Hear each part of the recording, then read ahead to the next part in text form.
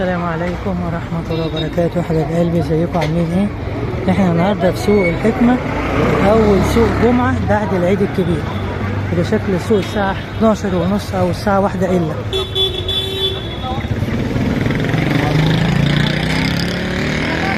السوق لسه قائم رغم ان احنا متأخرين، وانا جاي السوق متأخر ومع ذلك السوق لسه شغال وقائم.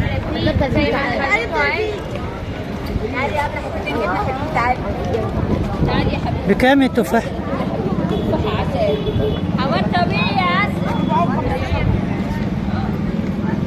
امال الفراولة الحلوة دي بكام؟ زوديني طيب، خدي 20. 35؟